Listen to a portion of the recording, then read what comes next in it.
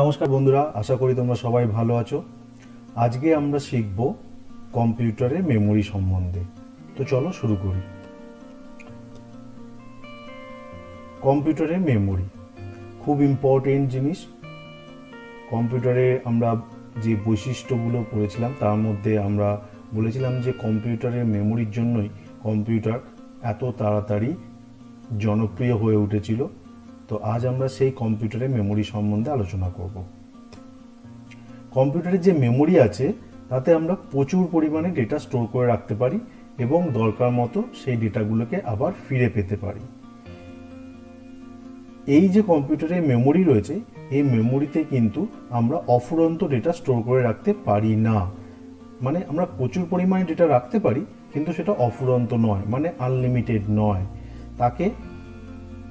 তার একটা লিমিট রয়েছে এবং সেই লিমিটটা আমরা মাপতে পারি বা আমরা জানতে পারি যে কতটা পরিমাণ ডেটা আমরা কম্পিউটারের মেমোরিতে স্টোর করতে পারবো।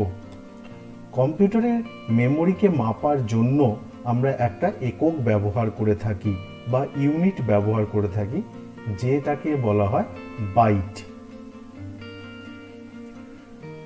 অর্থাৎ আমরা কম্পিউটারের মেমোরিতে কত পরিমাণ ডেটা বা কত ক্যারেক্টার বা কত সংখ্যা বা কত চিহ্ন তার মধ্যে জমা করে রাখতে পারবো, সেটা আমরা নির্ধারণ করে থাকি বাইটের থ্রু দিয়ে। সহজভাবে বললে, আমরা যদি একটা ক্যারেক্টার বা একটা বর্ণকে কম্পিউটারের মধ্যে স্টোর করি, তাহলে কম্পিউটার তার মেমোরি থেকে 1 বাইট খরচা করে। যেমন আমি যদি আমার কম্পিউটারের মধ্যে আমার নাম সুরজিৎ দে এন্টার করি বা কম্পিউটারের মধ্যে স্টোর করি, তাহলে তো কম্পিউটার তার মেমোরি থেকে 11টা বাইট খরচা করবে। সুরজিৎ দে যদি আমি দেখি, তাহলে এই নামের মধ্যে 10টি বর্ণ আছে এবং একটা স্পেস আছে। সুরজিৎ এবং দের মাঝখানে একটা স্পেস আছে। এই স্পেসটাকেও কিন্তু কম্পিউটার একটা ক্যারেক্টার হিসাবে ধরে এবং তার জন্য একটা বাইট খরচা করবে। অর্থাৎ যে কোনো ধরনের প্রিন্ট বা নন প্রিন্টেবল যে সমস্ত ক্যারেক্টারগুলো আমরা কম্পিউটারের মধ্যে স্টোর করব, তাদের প্রত্যেকটার জন্য কম্পিউটার কিন্তু একটা করে বাইট খরচা করবে। এবং এই বাইটের থ্রু দিয়েই আমরা বুঝতে পারি যে আমরা কত পরিমাণ ডেটা কম্পিউটারের মধ্যে স্টোর করব। তো আমরা হাজার হাজার লক্ষ লক্ষ ক্যারেক্টার বা লক্ষ লক্ষ কোটি কোটি সংখ্যা আমরা কম্পিউটারের মধ্যে স্টোর করতে পারি। সুতরাং আমরা তো আর বলবো না যে কোটি কোটি বাইট আমি স্টোর করে রেখেছি। তো এই ইউনিটটাকে আমরা আরও ছোট করে বলতে পারি। যখন আমরা কম্পিউটারের মধ্যে 1024 বাইট বা 1024টি ক্যারেক্টার স্টোর করি, তখন আমরা সেটাকে 1024 বাইট না বলে আমরা 1 কিলোবাইট বলি। আবার যখন 1024 কিলোবাইট হয়, তখন সেটাকে আমরা 1024 কিলোবাইট না বলে 1 মেগাবাইট বলি। আবার যখন 1024 মেগাবাইট হয়, তখন আমরা সেটাকে 1 গিগাবাইট বলি। আবার যখন 1024 গিগাবাইট হয়, তখন সেটাকে আমরা 1 টেরাবাইট বলে থাকি। এইভাবে আমরা কম্পিউটারে কত পরিমাণ ডেটা স্টোর করতে পারবো তা কিলোবাইট, মেগাবাইট, গিগাবাইট বা টেরাবাইটের থ্রু দিয়ে আমরা নির্ণয় করতে পারি। 1 টেরাবাইট সমান কত বাইট হতে পারে সেটা আমরা নিচের সংখ্যাটা দেখলেই বুঝতে পারবো। 1 টেরাবাইট সমান সমান 1024 গুণ 1024 গুণ 1024 গুণ 1024 বাইট বা ক্যারেক্টার আমরা স্টোর করতে পারবো। এরপরে আসি বিটে। বিট কি জিনিস না, আমরা জানি সবাই যে কম্পিউটার একটা ইলেকট্রনিক যন্ত্র। তাই যে কোনো যন্ত্রের মতো কম্পিউটারও কিন্তু কোনো বর্ণ বা শব্দ চেনে না। প্রত্যেকটা যন্ত্রের মতো কম্পিউটারও শুধুমাত্র দুটি সিগন্যাল চেনে, আর সেই দুটি সিগন্যাল হলো অন আর অফ। অর্থাৎ কম্পিউটারের ভেতরে যত কাজ হয় তা শুধুমাত্র অন আর অফ এই দুটো সিগন্যালের মাধ্যমেই কাজ করে। এই অনকে চিহ্নিত করা হয় 1 দিয়ে আর অফকে চিহ্নিত করা হয় 0 দিয়ে। এই 1 এবং 0 এই দুটো সংখ্যাকেই বিট বলা হয়।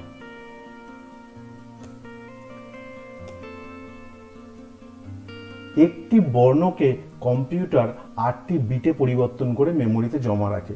অর্থাৎ আমরা যখন একটা বর্ণ কম্পিউটারের মধ্যে স্টোর করি, কম্পিউটার সেই বর্ণটাকে 8টা অন অফ কম্বিনেশনে 8টি বিটে সেটাকে মেমোরিতে জমা করে রাখে। সুতরাং আমরা বলতে পারি যে একটা বর্ণ সমান সমান 8টা বিট সমান সমান 1 বাইট। আশা করি তোমরা বুঝতে পারলে। পরের পর্যায়ে যাব। পরের পর্যায়ে আমরা যেটা জানবো সেটা হচ্ছে কম্পিউটারের মেমোরিকে কতগুলো ভাগে ভাগ করা যায়। সাধারণত কম্পিউটারের মেমোরিকে দুটি ভাগে ভাগ করা হয়, একটা হচ্ছে প্রাইমারি মেমোরি আর একটা হচ্ছে সেকেন্ডারি মেমোরি। প্রাইমারি মেমোরি হচ্ছে কম্পিউটারের নিজস্ব মেমোরি বা টেম্পোরারি মেমোরি, অর্থাৎ কম্পিউটার তার নিজের মধ্যে যে ডেটাগুলো স্টোর করে রাখে সেটাকে বলে প্রাইমারি মেমোরি, যেটা ছাড়া কম্পিউটার কাজ করতেই পারবে না। এবং এই মেমোরিতে যে ডেটাগুলো স্টোর হয় সেগুলো সবই টেম্পোরারি থাকে, অর্থাৎ কম্পিউটার অন করার পর যত ডেটা আমরা কম্পিউটারের মধ্যে দিই সেগুলো এই মেমোরির মধ্যে থাকে, এবং যখনই আমরা কম্পিউটার সুইচ অফ করে দিই তখনই সমস্ত ডেটা এই মেমোরি থেকে মুছে যায়। তাহলে আমাদের পার্মানেন্টলি স্টোর করার জন্য একটা মেমোরি দরকার পড়ে, আর সেই মেমোরিটাই হচ্ছে সেকেন্ডারি মেমোরি। সুতরাং সেকেন্ডারি মেমোরি হচ্ছে একটা পার্মানেন্ট মেমোরি, যেখানে কম্পিউটার ডেটাগুলোকে পার্মানেন্টলি স্টোর করে রাখে। যদি আরো সহজভাবে বুঝতে হয়, একটা উদাহরণ দিয়ে আমরা এটাকে বুঝতে পারি। যেমন আমরা মানুষরা, আমাদেরও কিন্তু দুটো মেমোরি আছে, একটা প্রাইমারি মেমোরি আর একটা সেকেন্ডারি মেমোরি। প্রাইমারি মেমোরিটা হচ্ছে আমাদের ব্রেন, অর্থাৎ আমরা যখনই কোনো কিছু শুনি সেটাকে আমরা আমাদের ব্রেনের মধ্যে রাখি, কিন্তু আমরা সেটাকে সারা জীবন মনে রাখতে পারি না বা আমরা ব্রেনের উপর ভরসা করতে পারি না। তাই যখনই আমাদের কোনো কিছু পার্মানেন্টলি স্টোর করতে হয় তখন আমরা সেকেন্ডারি মেমোরি ব্যবহার করি। আর সেকেন্ডারি মেমোরি হিসেবে আমরা ব্যবহার করি খাতা বা অন্য কোনো একটা জায়গা, যেখানে আমরা সেটাকে লিখে রাখি, যাতে ভবিষ্যতে আমরা আবার সেটাকে ওখান থেকে মনে করতে পারি। ঠিক কম্পিউটারও একটা প্রাইমারি মেমোরি ব্যবহার করে, একটা সেকেন্ডারি মেমোরি ব্যবহার করে। অর্থাৎ যখনই কোনো ডেটাকে আমাদের কম্পিউটারের মধ্যে নিতে হয় তখন সেটা প্রাইমারি মেমোরিতে যায়, আর যখন আমরা সেটাকে পার্মানেন্টলি স্টোর করতে চাই তখন সেটা প্রাইমারি মেমোরি থেকে আবার সেকেন্ডারি মেমোরিতে স্টোর করে রেখে দেওয়া হয়, এবং ভবিষ্যতে যখন আমাদের আবার দরকার পড়ে তখন কম্পিউটার সেটা আবার সেকেন্ডারি মেমোরি থেকে প্রাইমারি মেমোরিতে নিয়ে তারপর আমাদের ডিসপ্লে করে দেখায়। প্রাইমারি মেমোরিকে আবার দুটো সেকশনে ভাগ করা যায়, একটাকে বলে র্যাম আর একটাকে বলে রম। আমরা যা কিছু কম্পিউটারের মধ্যে স্টোর করি সবই কিন্তু চলে যায় কম্পিউটারের প্রাইমারি মেমোরির র্যাম সেকশনে, আর রম সেকশনের মধ্যে আগে থেকে কিছু ডেটা বিল্ট ইন দেওয়া থাকে, যে ডেটাটা কম্পিউটারটাকে স্টার্ট করতে হেল্প করে। অর্থাৎ যখন আমরা কম্পিউটারে সুইচ অন করি তখন কম্পিউটার স্টার্ট হওয়ার জন্য যে ইনফরমেশন বা ইনস্ট্রাকশনের দরকার পড়ে সেই ইনফরমেশন বা ইনস্ট্রাকশন রমের মধ্যে স্টোর হয়ে থাকে, যেটাকে পড়ে কম্পিউটার নিজে থেকেই স্টার্ট হয়। তারপরে স্টার্ট হয়ে যাওয়ার পরে যত ডেটা আমরা কম্পিউটারের মধ্যে স্টোর করি সমস্ত ডেটাই চলে যায় র্যামের মধ্যে, এবং র্যামের মধ্যে ডেটাগুলো টেম্পোরারিলি থাকে, অর্থাৎ আমরা যখনই কম্পিউটারকে বন্ধ করে দেবো বা সুইচ অফ করে দেবো তখনই র্যাম থেকে ডেটাগুলো চলে যাবে। সেই জন্য র্যামের ফুল ফর্ম হচ্ছে র্যান্ডম অ্যাক্সেস মেমোরি, অর্থাৎ কম্পিউটারের মধ্যে যত ডেটা আমরা র্যান্ডমলি স্টোর করছি সেগুলো সবই চলে যাচ্ছে র্যামের মধ্যে। আর রমের মধ্যে যে ডেটাটা থাকছে সেটা কম্পিউটারের মধ্যে পার্মানেন্টলি থাকে, অর্থাৎ কম্পিউটারকে অন করলে কম্পিউটার স্টার্ট হওয়ার জন্য সেই ডেটাটা বা ইনফরমেশনগুলো কম্পিউটার পড়ে সেটা স্টার্ট হয়, এবং এই ডেটাটাকে আমরা চেঞ্জ করতে পারি না। সেই জন্য এটাকে বলে রিড অনলি মেমোরি বা রম। চলে যাই সেকেন্ডারি মেমোরিতে। সেকেন্ডারি মেমোরি হচ্ছে পার্মানেন্ট মেমোরি, যেখানে কম্পিউটার তার ডেটাগুলোকে র্যাম থেকে সেকেন্ডারি মেমোরিতে পার্মানেন্টলি স্টোর করে রেখে দেয়, এবং ভবিষ্যতে আবার সেগুলোকে ওখান থেকে পড়ে র্যামের মধ্যে লোড করে আবার কাজ করে। তো সেকেন্ডারি মেমোরি হিসাবে যে যন্ত্রগুলো আমরা ব্যবহার করে থাকি তার মধ্যে সবথেকে জনপ্রিয় যন্ত্রটি হচ্ছে হার্ড ডিস্ক, তারপরে পেন ড্রাইভ, তারপরে সিডি। তো এই যে যন্ত্রগুলো আমরা সবথেকে পপুলারভাবে ব্যবহার করে থাকি কম্পিউটারে সেকেন্ডারি মেমোরি হিসাবে। এক একটা হার্ড ডিস্কের মধ্যে আমরা প্রায় 1 টেরাবাইট থেকে 100 টেরাবাইট ডেটা স্টোর করতে পারি। একটা পেন ড্রাইভের মধ্যে আমরা প্রায় 64 জিবি ডেটা স্টোর করে রাখতে পারি। একটা সিডি রমের মধ্যে আমরা প্রায় 8 জিবি ডেটা স্টোর করে রাখতে পারি। আশা করি তোমরা সব বুঝতে পেরেছো। যদি কোনো অংশ তোমাদের বুঝতে অসুবিধে হয়ে থাকে অবশ্যই আমায় কমেন্ট করে জানিও, আমি যথাযথ সময় তোমাদের উত্তর দেওয়ার চেষ্টা করব। চলে আসি আমাদের জেনে রাখো সেকশনে। জেনে রাখো সেকশনে আজকে আমরা জানবো যে র্যাম আর রম কম্পিউটারের সিপিইউ এর ভেতর একটি বোর্ডে যুক্ত থাকে, যে বোর্ডটাকে বলা হয় মাদার বোর্ড। খুব ইম্পর্টেন্ট জিনিস।